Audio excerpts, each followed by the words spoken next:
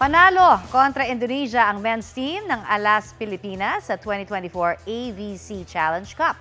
Sa kanila pong laban sa Manama, Bahrain, nanaig ang Pilipinas sa loob ng 4 sets.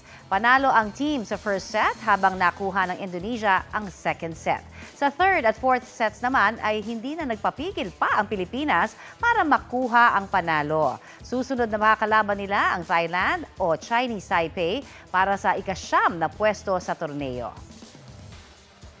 Kapuso, para sa mga maiinit na balita, mag-subscribe sa GMA Integrated News sa YouTube.